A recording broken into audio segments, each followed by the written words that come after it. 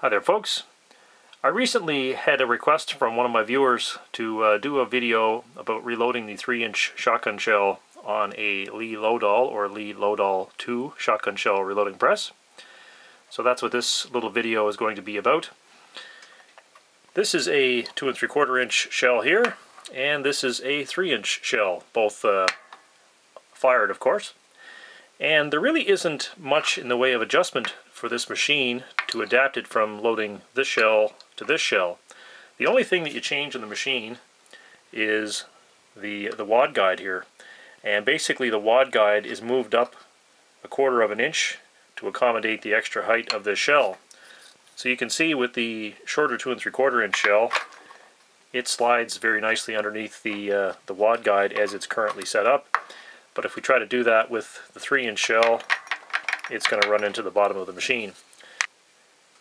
We only need one tool to change this wad guide over from the lower hole to the top hole in the machine, and that tool is a 1/4 inch nut driver, or alternatively a slotted screwdriver. So we'll move around to the back of the machine and we'll show you that. What we're looking at here is the back side of the machine, and more specifically we're looking at the aluminum column that the head rides up and down on. And there's this 1/4 inch, basically a 1/4 inch self-tapping screw with a hex head on it.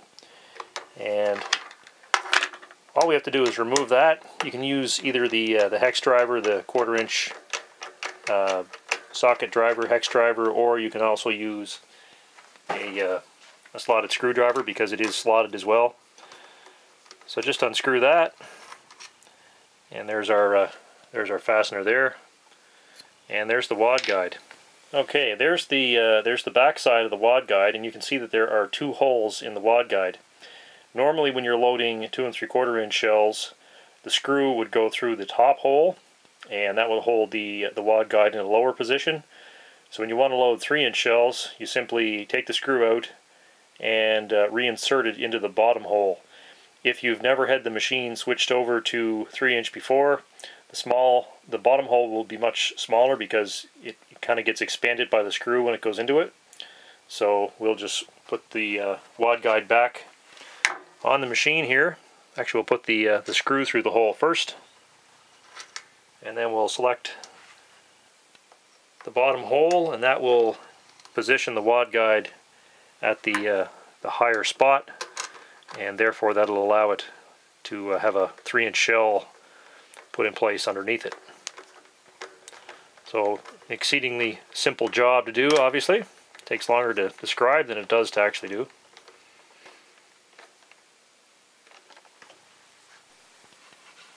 I'm going to be loading a 1 5/8 ounce charge of number 2 lead shot in these shells.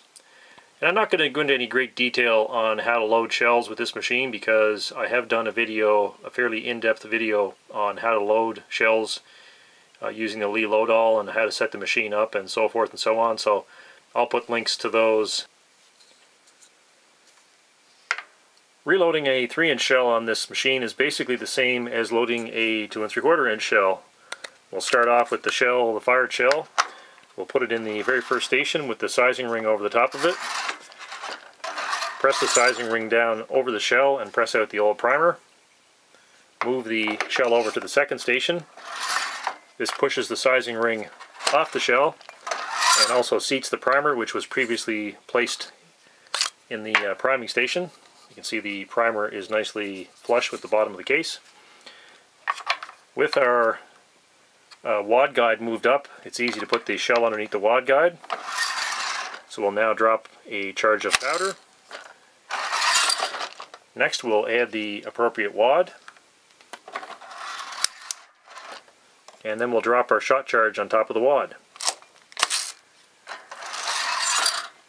Next we'll move the shell over to the crimp starting station. This happens to be a 6-point crimp, and for that we need to use the back station. The front station is for the 8-point crimp. To properly index the shell with the crimp starter, you need to position one of these folds directly to the front, so the groove should be lined up with the very front of the machine, and that will start the crimp properly. This is where things are a little bit different than when working with the 2 3/4 inch machine.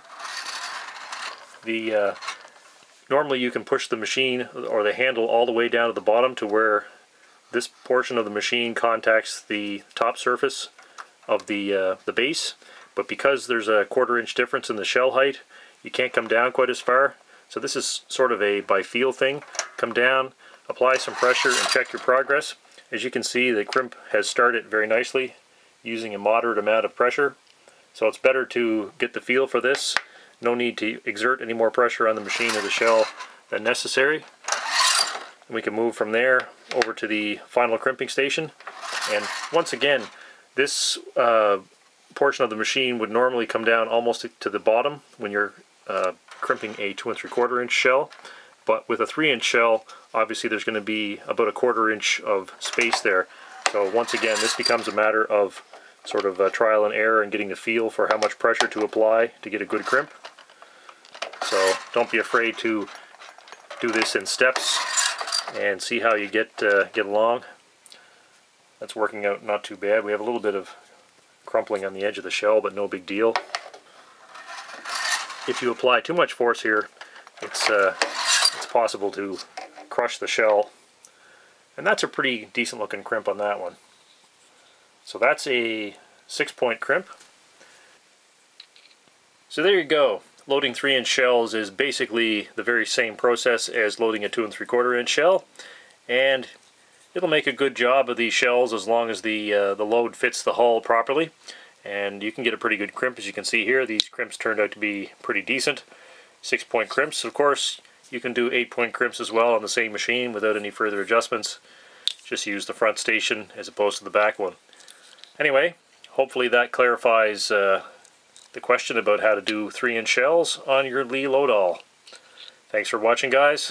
We'll talk to you later.